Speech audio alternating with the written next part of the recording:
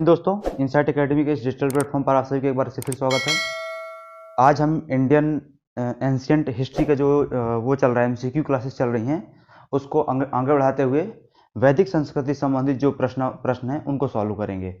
इसके पहले 2 video upload हो चुके हैं जिसमें हमने सिंधु घाटी सभ्यता जो है उससे संबंधित जितने भी प्रश्न हैं उन सभी को डिस्कस किया था, उन सभी प्रश्नों को हमने लगाया था। चालू करते हैं वैदिक संस्कृति संबंधित प्रश्नों को।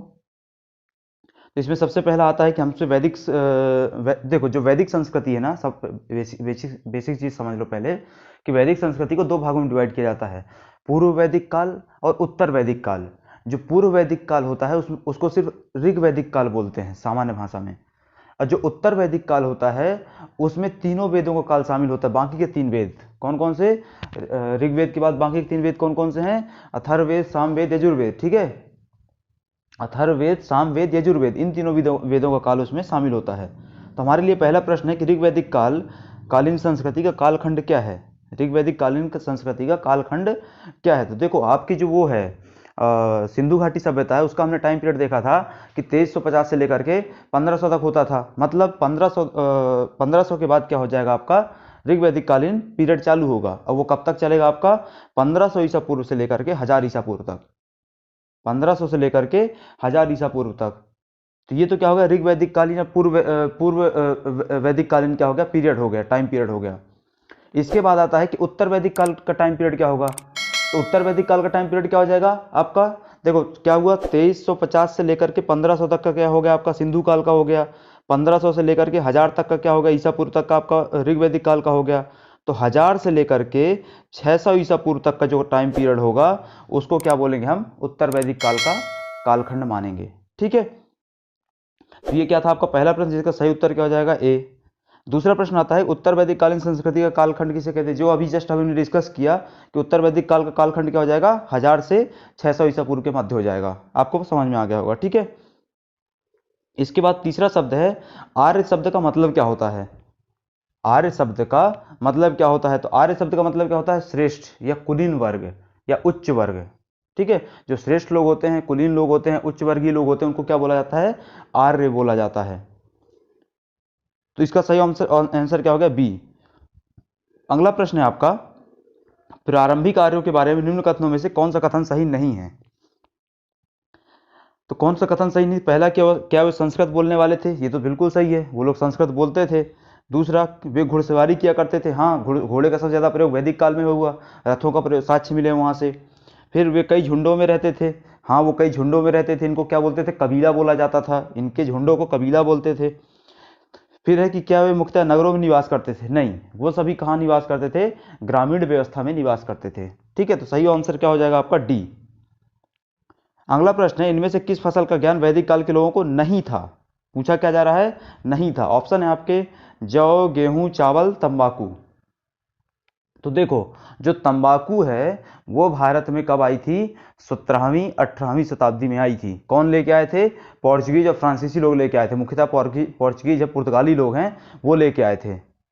मतलब सीधी सी बात है कि जी हम किस कालखंड की बात कर रहे हैं, 1000 ईसा पूर्व के कालखंड की बात कर रहे हैं। और हमारे देश में तंबाकू पहली बार आ ही कब रही है, 8वीं शताब्दी में, एडी में। ठीक है, तो तंबाकू का उनको कोई ज्ञान नहीं था। इसके बाद है उत्तर वैदिक काल के वेद विरोधी और ब्राह्मण विरोधी धार्मिक अध्यापकों को किस नाम से जाना जाता था? ये एक अच्छा प्रश्न है आपके लिए कि उस समय के ऐसे लोग जो क्या करते थे, वेदों का विरोध करते थे या एक तरीके से ब्राह्मण सत्ता का विरोध करते थे, तो उनको क्या बोला जाता था? तो उनको हम क्या बोलते थे, श्रमण। क्या बोलते थे, श्रमण बोलते थे। अच्छे से याद रखिएगा। ठीक है, अगला प्रश्न है, वैदिक गणित का महत्वपूर्ण अंग क्या है? वैदिक गणित का महत्वपूर्ण अंग क्या है? तो यहाँ पे ऑप्शन क्या दिया आपका, शतपथ ब्राह्मण। शतपथ ब्राह्मण तो एक ब्राह्मण ग्रंथ है। अथर्ववेद आपका एक वेद है। छांदोग्य उपनिषद एक उपनिषद है आपका। ठीक है, छांदोग्य उपनिषद आपका एक उपनिषद, 108 उपनिषदों में से। तो मेन चीज क्या होगा यहाँ पे, वैदिक गणित किस चीज पे आधारित है, शुल्ब सूत्र पे आधारित है। किस चीज पे, शुल्ब सूत्र पे आधारित है। शुल्ब सूत्र आपका सही आंसर है। फिर है, किस वेद में प्राचीन वैदिक युग की संस्कृति के बारे में सूचना दी गई? जो प्राचीन वैदिक युग है उसके संस्कृति के संबंध में जानकारी कहाँ मिलेगी? तो देखो, इस चीज को हम पहले भी डिस्कस कर चुके हैं कि जो प्राचीन वैदिक कालीन सभ्यता है, पूर्व वैदिक कालीन सभ्यता है, उसी को क्या बोलते हैं, ऋग्वैदिक कालीन सभ्यता बोलते हैं। मतलब उसके कालखंड की पूरी जानकारी कहाँ मिलेगी, ऋग्वेद में मिलेगी। तो यहाँ पे सही आंसर क्या हो जाएगा आपका, ऋग्वेद हो जाएगा। और बाकी के तीनों वेदों में उत्तर वैदिक कालीन संस्कृति की क्या मिलती है, जानकारी मिलती है। उस समय के समाज, उस समय की राजनीति, उस समय की अर्थव्यवस्था, उस समय की धार्मिक व्यवस्था के बारे में जानकारी कहाँ से मिलेगी, इन तीनों वेदों से। और पूर्व वैदिक कालीन की जानकारी या प्राचीन वैदिक युग की जानकारी ऋग्वेद से मिलेगी। अगला प्रश्न है कि निम्नलिखित में से उत्तर वैदिक काल में लिखे गए ग्रंथों का सही क्रम कौन सा है। उत्तर वैदिक काल में लिखे ग्रंथों का सबसे पहला क्रम क्या है, सबसे पहले क्या लिखे गए, चतुर्वेद लिखे गए। कौन से लिखे गए, चतुर्वेद, ऋग्वेद, सामवेद, यजुर्वेद, अथर्ववेद। उसके बाद क्या लिखे गए, उन पे ब्राह्मण ग्रंथ लिखे गए। उन ब्राह्मण ग्रंथों के बाद में क्या लिखा गया, आरण्यक लिखे गए। और फाइनली उनको और समझाने के लिए क्या लिखा गया, डिटेल में समझाने के लिए उपनिषद लिखे गए। ठीक है, तो सबसे पहले वेद आते हैं, फिर ब्राह्मण आते हैं, फिर आरण्यक आते हैं, और फिर क्या आता है आपका, उपनिषद आते हैं। फिर अगला प्रश्न, सामान्य प्रश्न है कि वेदों की संख्या कितनी है। तो आपको पता है वेदों की संख्या 4 है, हम डिस्कस कर चुके कितनी बार। इसके बाद है कौन से 3 वेद संयुक्त रूप से त्रयी या वेदत्रयी कहलाते हैं। ये एक अच्छा प्रश्न है। वेदत्रयी किनको कहा जाता है, तो शुरू के जो 3 वेद हैं, ऋग्वेद, सामवेद और आपका यजुर्वेद, प्रारंभ के जो 3 वेद हैं उनको क्या बोला जाता है, एक साथ वेदत्रयी बोला जाता है। इसमें अथर्ववेद को शामिल नहीं किया जाता। ठीक है, यहाँ पे दिया हुआ ऑप्शन आपका ए, ऋग्वेद, सामवेद और यजुर्वेद। फिर है भारत के राज्य चिन्ह में प्रयुक्त होने वाले सत्यमेव जयते को किस उपनिषद से क्या किया गया, उद्धृत किया गया है, कहाँ से लिया गया। मतलब हमारा जो हमारे देश का जो राष्ट्रीय वाक्य है सत्यमेव जयते, जो हमारे राज्य चिन्ह में नीचे लिखा हुआ है, ठीक है, अशोक एम्बलम में जो नीचे लिखा हुआ है राज सत्यमेव जयते, वो कहाँ से लिया गया है, तो वो हमारे उपनिषद से लिया गया है। कौन सा उपनिषद, मुंडक उपनिषद। अच्छे से याद रखिएगा, उपनिषद सेम नाम के 2 उपनिषद हैं लगभग, मतलब सेम प्रोनाउंसिएशन के साथ। एक मुंडक उपनिषद है, एक मांडुक्य उपनिषद है, मुंडक और मांडुक्य, तो कंफ्यूज नहीं होना है आपको। ठीक है, कहाँ से लिया गया है, मुंडक उपनिषद से लिया गया है। इसके बाद आता है आपका ऋग्वैदिक आर्यों का मुख्य व्यवसाय क्या था। इस चीज को हमने जब सिंधु सभ्यता पढ़ रहे थे तब डिस्कस किया था कि ऋग्वैदिक आर्य, जो देखो सिंधुकालीन सभ्यता के जो लोग थे उनका प्रमुख व्यवसाय क्या था, व्यापार करना, चाहे वो व्यापार आंतरिक स्तर पर हो चाहे बाह्य स्तर पर हो। और बाद में जो वैदिक कालीन लोग आए उनका प्रमुख व्यवसाय क्या था, पशुपालन करना और कृषि करना। पशुपालन और कृषि, पशुपालन में उन्होंने सबसे ज्यादा किसका पशुपालन किया, गाय और घोड़ों का। फिर है भारतीय संगीत का आदि ग्रंथ किसको कहा जाता है। भारतीय संगीत का आदि ग्रंथ किसको कहते हैं, तो सामवेद को कहते हैं। मतलब संगीत के संबंध में जो बेसिक जानकारी सबसे पहले दी गई वो आपके सामवेद में दी गई। ठीक है, बाद में नाट्य शास्त्र को लेकर के कई सारे ग्रंथ प्रकाशित होते हैं। फिर है प्रथम विधि निर्माता किसको कहा जाता है। विधि मतलब क्या होता है, कानून। विधि मतलब क्या होता है, कानून। तो सबसे पहली बार इस धरती पे कानून किसने बनाया, विधि किसने बनाई, उसको किसको विधि निर्माता की संज्ञा दी गई है, तो आपके कौन है, मनु महाराज। कौन है, मनु महाराज। ठीक है, फिर आता है अगला, इनने क्या लिखा, मनु महाराज ने क्या लिखा, मनुस्मृति लिखी। ठीक है, मनुस्मृति में क्या था, समाज के लिए नियम बनाए गए थे। फिर है कृष्ण भक्ति का प्रथम और प्रधान ग्रंथ कौन सा है। कृष्ण भक्ति के लिए सबसे बड़ा ग्रंथ कौन सा, हमसे ये पूछा जा रहा है। तो आप सबको पता है, श्रीमद् भगवद गीता। श्रीमद् भगवद गीता इस धरा का यथार्थ है, सिर्फ कृष्ण भक्ति के लिए नहीं है। इस धरा में जो भी समस्याएं हैं सब समस्याओं का समाधान श्रीमद् भगवद गीता में है। ठीक है, फिर अगला आता है कि ऋग्वेद में संपत्ति का प्रमुख रूप क्या है। ऋग्वेद में संपत्ति का प्रमुख रूप क्या है। तो देखो हमने क्या देखा कि जो ऋग्वैदिक कालीन सभ्यता है उसमें जो मेन काम था क्या था, व्यवसाय पशुपालन। और पशुओं में भी वो किसका पालन कर रहे थे, गौ और अश्व का। तो गौ से क्या होता था, संपत्ति का वो किया जाता था, मापन किया जाता था, जिसके पास जितनी गायें वो उतना ज्यादा धनवान। ठीक है, तो गोधन क्या होता था, संपत्ति का मापक होता था।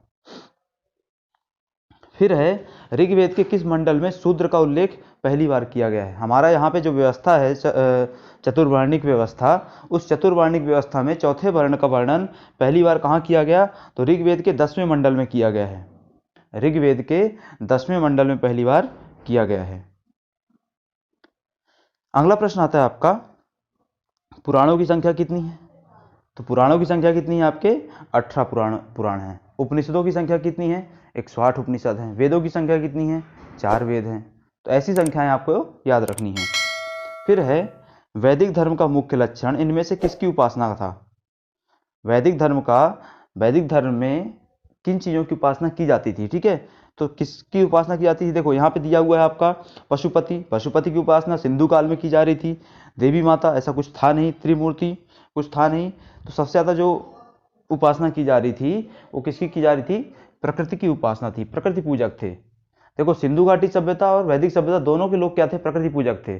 पर सिंधु घाटी सभ्यता में थोड़ा सा एक कदम आगे चल करके किसकी लिंग की पूजा की जा रही थी? शिवलिंग की पूजा की जा रही थी। ठीक है, फिर है किस देवता के लिए ऋग्वेद में पुरंदर शब्द का प्रयोग किया गया है?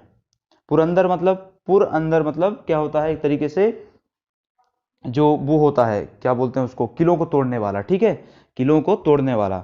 यहाँ पुरंदर शब्द की व्याख्या किसके लिए की गई है आपके उसमें वैदिक ग्रंथ में, ऋग्वेद में? तो वो किसको बोला गया है? भगवान इंद्र को। ठीक है, किसको? भगवान इंद्र को क्या बोला गया है? किस चीज़ की संज्ञा दी गई है? पुरंदर की संज्ञा दी गई है। जब हम आगे उसको पढ़ेंगे, सिंधु घाटी सभ्यता को मेंस के लिए जब पढ़ेंगे तो बताएंगे कि सिंधु घाटी सभ्यता के पतन के कारणों में एक कारण ये भी आता है कि इंद्र को पुरंदर बोला गया है ऋग्वेद में। तो उसको वहाँ पे कारण जोड़ा जाता है कि उनने, पुरंदर मतलब किला तोड़ने वाला, तो इनने किसका किला तोड़ा था?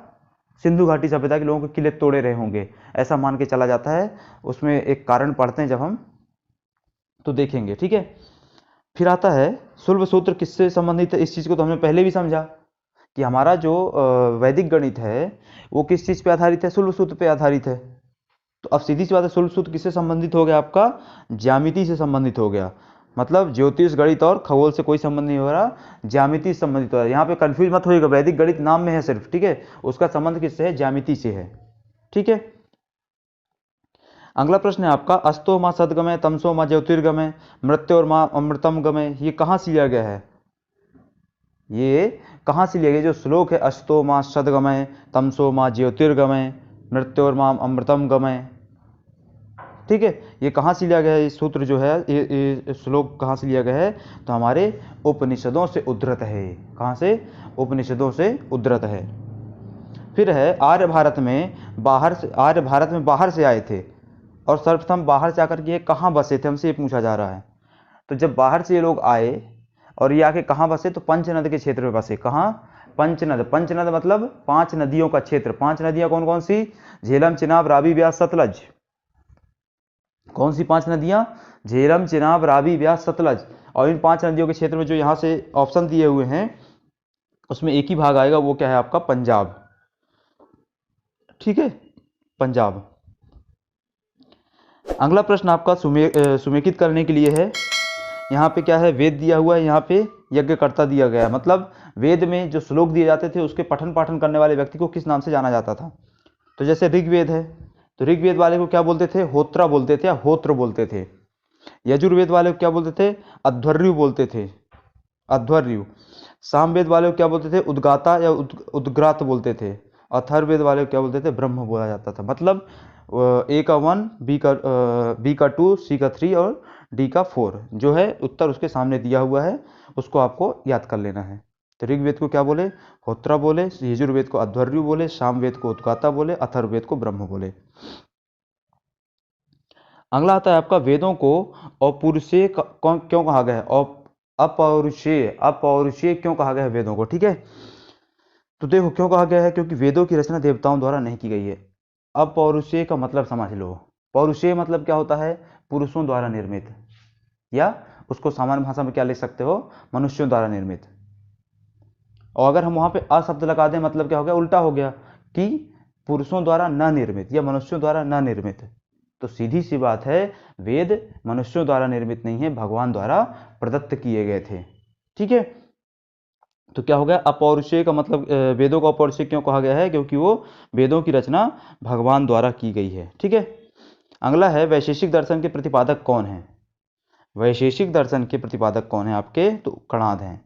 ठीक है, वैशेषिक दर्शन के प्रतिपादक कौन है? कणाद है, जिसमें किस चीज की वो की गई है, बात की गई है मुख्य रूप से कि मनुष्य का शरीर पंच तत्वों से मिलकर बना हुआ है। वो पंच तत्व कौन है? क्षिति, जल, पावक, गगन, समीरा। क्षिति मतलब क्या होता है, आकाश। ठीक है, क्षिति जल मतलब जल होता है, पावक मतलब अग्नि होता है, क्षिति जल पावक। क्षिति मतलब क्या होता है, धरती। ठीक है, गगन मतलब क्या होता है, आकाश। और समीरा मतलब क्या होता है, हवा। तो क्षिति जल पावक गगन समीरा, इस 5 तत्वों से मिलकर बना हुआ है। और इन 5 तत्वों का भी एक बेसिक तत्व होता है, वो जिसको क्या बोलते हैं हम, अणु बोलते हैं। ठीक है, उनने क्या संज्ञा क्या नाम दिया उसको, अणु का नाम दिया। तो जो अणु, परमाणु, रदरफोर्ड वगैरह के कॉन्सेप्ट हैं, उनसे पहले रदरफोर्ड वगैरह, थॉमस, इन सबसे पहले हमारे देश में महर्षि कणाद ने दे दिए थे सब सिद्धांत। ठीक है, अगला आता है मीमांसा या पूर्व मीमांसा का दर्शन किसने प्रतिपादित किया था। पूर्व मीमांसा का दर्शन किसने प्रतिपादित किया, महर्षि जैमिनी ने प्रतिपादित किया था। ठीक है, महर्षि जैमिनी ने। फिर आता है वेदांत या उत्तर मीमांसा दर्शन के प्रतिपादक कौन है। वेदांत के प्रतिपादक कौन है, उत्तर मीमांसा के प्रतिपादक कौन है, तो वो क्या है, महर्षि बदरायन। ठीक है, तो यहाँ पे अच्छे से याद रखना है आपको। वैशेषिक के प्रतिपादक कौन है, कणाद। मीमांसा के जैमिनी। वेदांत के बदरायन। ठीक है, वेदांत को उत्तर मीमांसा बोलते हैं, मीमांसा को पूर्व मीमांसा बोलते हैं। फिर है ऋग्वेद का कौन सा मंडल पूर्णतया सोम को समर्पित है। ऋग्वेद का कौन सा मंडल पूर्णतया सोमदेव को समर्पित है, तो वो कौन सा है आपका, नवा मंडल। और 10वें मंडल में किसका वर्णन मिलता है, शूद्र का वर्णन मिलता है। इस चीज को हमने ये प्रश्न पहले भी लगाए हैं। अगला प्रश्न है आपका कि प्रसिद्ध 10 राज्य युद्ध का, जो प्रसिद्ध 10 राज्य हुआ था, वो किस नदी के तट पर हुआ था। तो जो प्रसिद्ध 10 राज्य हुआ था, 10 राज्य युद्ध हुआ था, मतलब किनके बीच, 10 राजाओं के बीच और राजा सुदास के बीच। 10 राजाओं और राजा सुदास के बीच युद्ध हुआ था। युद्ध क्या हुआ था, वशिष्ठ और विश्वामित्र को में से किसको क्या बनाया जाए, शीर्ष पुरोहित बनाया जाए, इसको लेकर के क्या हुआ, युद्ध हुआ। जिसमें एक तरफ क्या थे, राजा सुदास थे, और दूसरी तरफ कौन थे, कई 10 राजा थे। उन 10 राजाओं में आर्य और अनार्य दोनों प्रकार के राजा शामिल थे, और ये सभी के सभी राजा सुदास से क्या हो गए, हार गए। ठीक है, तो इस युद्ध का, ये जो युद्ध हुआ था उसका, वो कहाँ में हुआ था आपका, परुष्णी नदी के किनारे हुआ था। किसके, परुष्णी नदी के किनारे ये युद्ध हुआ था। फिर है धर्मशास्त्रों में भू राजस्व की दर क्या बताई गई थी। धर्मशास्त्रों में भू राजस्व की दर मात्र 1/8 बताई गई है, 1/8 बताई गई। ठीक है, फिर है 800 ईसा पूर्व से 600 ईसा पूर्व का काल किस युग से जुड़ा हुआ है। तो 800 ईसा पूर्व से लेकर के 600 ईसा पूर्व का जो कालखंड है, वो आपका ब्राह्मण युग से जुड़ा हुआ है। किससे, ब्राह्मण युग से जुड़ा हुआ है। ठीक है, अगला प्रश्न आता है कि किस काल में अछूत की अवधारणा स्पष्ट रूप से उदित हुई थी। किस काल में अछूत की अवधारणा उदित होती है, तो ऑप्शन है आपके ऋग्वैदिक बिल्कुल नहीं, उत्तर वैदिक बिल्कुल नहीं, उत्तर गुप्त काल, उस समय भी नहीं। तो इसको क्या बोलेंगे हम, धर्मशास्त्र के काल में। किस में, धर्मशास्त्र के काल में ये अवधारणा उदय हुई थी। फिर आता है एशिया माइनर स्थित बोगज गोई का महत्व किस लिए है। एशिया माइनर तो क्या है, पहले से ये समझ लो। तो आज का जो टर्की है, आज का जो टर्की है, वो रीजन पहले क्या कहलाता था, एशिया माइनर कहलाता था, जहां पे ऑटोमन साम्राज्य विकसित हुआ था आपका, जहां पे ऑटोमन साम्राज्य आपका विकसित हुआ था। तो वहां से जो बोगज गोई अभिलेख प्राप्त हुआ, उसका क्या महत्व है। तो वहां जो अभिलेख प्राप्त हुए हैं, उनमें 4 वैदिक देवताओं इंद्र, वरुण, मित्र और नासत्य का क्या मिला है, उल्लेख मिला है। अच्छे से नाम याद रखना, किसका किसका उल्लेख मिला है, इंद्र, वरुण, यम और नासत्य। अगला प्रश्न है गायत्री मंत्र किस पुस्तक में लिखा गया है। ठीक है, तो ये कहाँ है आपका, ऋग्वेद में लिखा गया है। गायत्री मंत्र आपके कहाँ है, ऋग्वेद में लिखा गया है, विश्वामित्र ने लिखा है। ठीक है, इसको विश्वामित्र ने लिखा है। फिर आता है न्याय दर्शन को प्रचारित किसने किया था। ठीक है, न्याय दर्शन किसने प्रचारित किया था, न्याय दर्शन किसका था आपका, महर्षि गौतम का था। किसका, महर्षि गौतम का। ये गौतम, गौतम बुद्ध वाले गौतम नहीं है। ठीक है, महर्षि गौतम अलग थे। फिर है प्राचीन भारत में निष्क किसको कहा जाता था। ये अच्छे से याद रखना है, पिछले 2-3 सालों में आपका व्यापम का भी और इसका आयोग का भी पैटर्न रहा है कि इस प्रकार के प्रश्न पूछते आ रहे हैं। ठीक है, तो निष्क किस चीज़ का संबंध होता था, तो स्वर्ण आभूषण होते थे, उनको निष्क बोला जाता था। यहाँ पे एक वो भी है, एक मान की चीज़ चली जा रही है अभी तक, कि जो निष्क होता था, जो कि स्वर्ण आभूषण होता था, वो मुद्रा के तौर में प्रयोग किया जाता था, पर कोई खास ठोस सबूत नहीं है, पर फिर भी मान के चलते हैं। फिर है योग दर्शन के प्रतिपादक कौन है, ये तो आपको अच्छे से पता होगा। योग दर्शन के प्रतिपादक महर्षि पतंजलि हैं, जिन्हें योग सूत्र लिखा है। ठीक है, अगला प्रश्न है आपका, उपनिषद किस प्रकार की पुस्तकें हैं? तो उपनिषद किस प्रकार की पुस्तकें हैं? क्या वो धर्म पे हैं? नहीं, उनमें धर्म के बारे में कोई बात नहीं की गई है, योग के बारे में कोई बात नहीं की गई है, कानून के बारे में कोई बात नहीं की गई है। उनमें दर्शन की बात की गई है, फिलॉसफी की बात की गई है। फिलॉसफी क्या है? किस प्रकार की फिलॉसफी? आत्मा क्या है, ईश्वर क्या है, जगत क्या है, आत्मा क्या है, ईश्वर क्या है, जगत क्या है, मनुष्य क्या है, मनुष्य खुद को कैसे जाने, ईश्वर को कैसे जाने, आत्मा को कैसे पहचाने, इन सभी चीज़ों का वर्णन वहाँ किया गया है, इन सभी रहस्यों का वहाँ पे वर्णन किया गया है। अगला प्रश्न आपका सुमेकन से है, उसमें क्या दिया गया है? एक तरफ आपके वेद दिए गए हैं, दूसरी तरफ आपका उनमें लिखी गई चीज़ों के बारे में, उनके किए गए वर्णन के बारे में दिया गया है। ठीक है, तो जैसे इसमें क्या है, ऋग्वेद है, तो ऋग्वेद में किन चीज़ों को लिखा गया है? ऋग्वेद में एक तरीके से क्या बताया गया है? प्रार्थनाएं वगैरह दी हुई हैं। ठीक है, ऋग्वेद क्या दिया है? प्रार्थनाएं वगैरह दी हुई हैं। दूसरा आपका यजुर्वेद है, तो यजुर्वेद में क्या दिया गया है? आपका कर्मकांड वगैरह दिए गए हैं, यजुर्वेद में कर्मकांड वगैरह दिए गए हैं। फिर सामवेद में, तो इसको तो हम पहले ही पढ़े हैं कि हमारे संगीत का जो सबसे प्राचीनतम ग्रंथ है वो क्या है? सामवेद है। तो सामवेद में क्या दिया है? संगीतमय स्रोत दिए हुए हैं। और आता है अथर्ववेद, अथर्ववेद में आपका क्या दिया है? तंत्र मंत्र और वशीकरण की चीज़ें बताई गई हैं। तो इसके हिसाब से आपका सही उत्तर क्या हो जाएगा? Option A. ऑप्शन क्या हो जाएगा? ए सही हो जाएगा आपका। फिर है, आरंभिक वैदिक साहित्य में सर्वाधिक वर्णित नदी कौन सी है? बहुत इंपॉर्टेंट है आपके लिए कि वैदिक साहित्य में सबसे ज़्यादा वर्णन किया गया, किस नदी किया गया है? तो सिंधु नदी का किया गया है। ठीक है, किसका? सिंधु नदी का। अब देखो ऐसा क्यों होता है, तो क्या हुआ, आर्य लोग जब उधर से आए, आर्य लोग जब बाहर से आए तो सबसे पहले आके कहाँ बसे? पंजाब प्रांत, पंजाब के आसपास। हमने ऊपर डिस्कस किया, एक प्रश्न लगाया था, मतलब पंचनद के रीजन में। पंचनद जो है वो किसकी सहायक नदी है? सिंधु की सहायक नदी है। इस कारण वहाँ पे क्या है, उस चीज़ का वर्णन सबसे ज़्यादा मिल जाता है, क्योंकि वहीं आके बसे थे। फिर है, उपनिषद काल के राजा अश्वपति शासक थे, कहाँ के शासक थे? मतलब राजा अश्वपति, उपनिषद कालीन शासक राजा अश्वपति कहाँ के शासक थे? तो कहाँ के शासक थे? आपके कैकेय प्रदेश के। कहाँ के? कैकेय प्रदेश के शासक थे। फिर है, आध्यात्म ज्ञान के विषय में नचिकेता और यम का संवाद किस उपनिषद से प्राप्त होता है? इस चीज़ को बहुत अच्छे तरीके से आपको कभी समय मिले पर्सनल लेवल पर देखिएगा, इसमें यूट्यूब वगैरह में आपको ये मिल जाएगा, नचिकेता और यम का संवाद। ठीक है, आपको यथार्थ प्रश्नों की जानकारी मिलेगी। ठीक है, यथार्थ विश्व समझ में आएगा आपको। तो इसकी जानकारी कहाँ से मिलती है आपको? कठोपनिषद से मिलती है, नचिकेता और यम का संवाद। ठीक है, मृत्यु के संबंध में उनके जो संवाद हुए थे, यमलोक यमराज से जो संवाद हुआ उनका। ठीक है, फिर है, वैदिक नदी कुंभा या काबुल का स्थान कहाँ निर्धारित होना चाहिए? ठीक है, तो सीधी सी बात है, जो काबुल है, मतलब जो काबुल है उसका पुराना नाम क्या है? कुंभा। और काबुल अगर लिख दिया तो आपको पता है अफगानिस्तान में है। ठीक है, तो उसको आपको याद रखना है। फिर आता है अगला प्रश्न आपका कि कपिल मुनि द्वारा प्रतिपादित दार्शनिक प्रणाली क्या है? तो कपिल मुनि ने क्या दिया था? आपका सांख्य दर्शन दिया था। कपिल मुनि ने क्या दिया था? आपका सांख्य दर्शन दिया था। ठीक है, आपका कणाद ऋषि ने क्या दिया था? वैशेषिक दर्शन दिया था। गौतम ऋषि ने न्याय दर्शन दिया था। महर्षि पतंजलि ने क्या दिया था? आपका योग सूत्र दिया था, योग दर्शन दिया था। ठीक है, फिर है, भारत के किस स्थल से खुदाई से लौह धातु के प्रचलन के प्राचीनतम प्रमाण मिले हैं?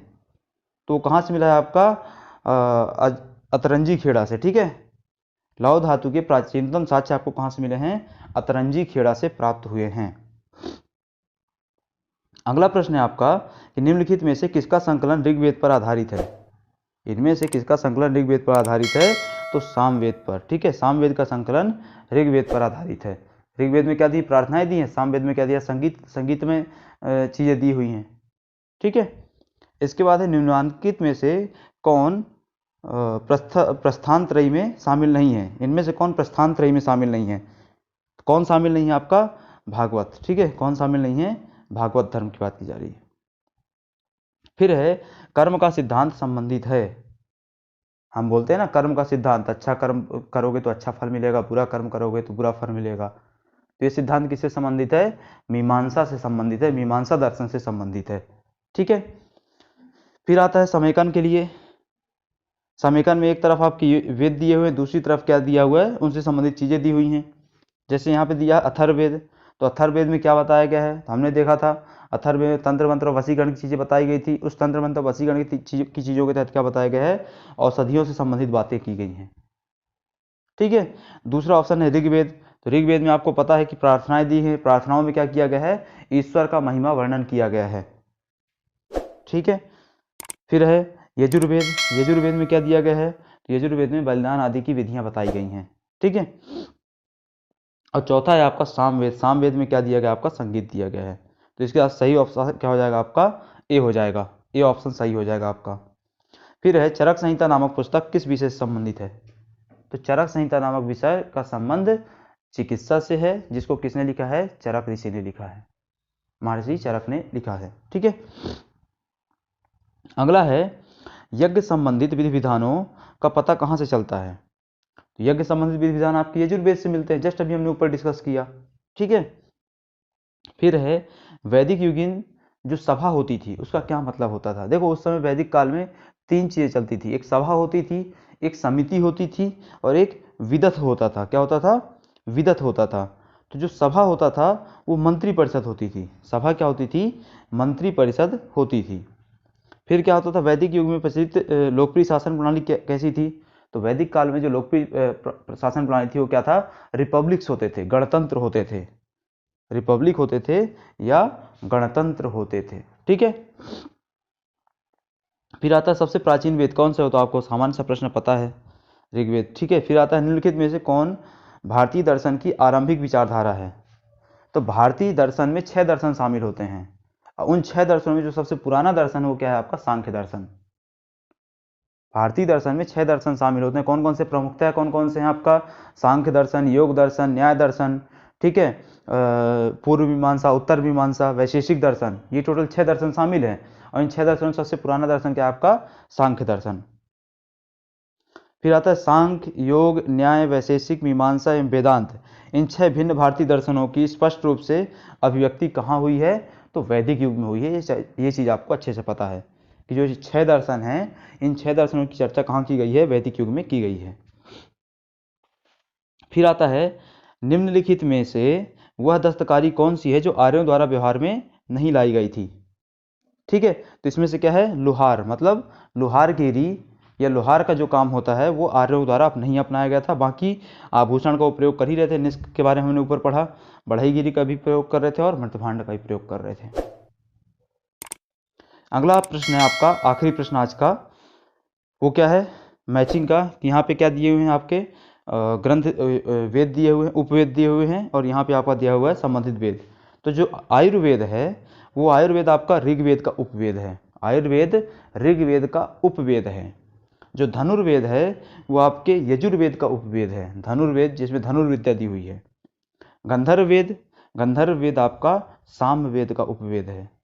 और शिल्पवेद जिसको आपका क्या बोलते हैं, अर्थशास्त्र भी बोलते हैं, वो आपके अथर्ववेद का उपवेद है।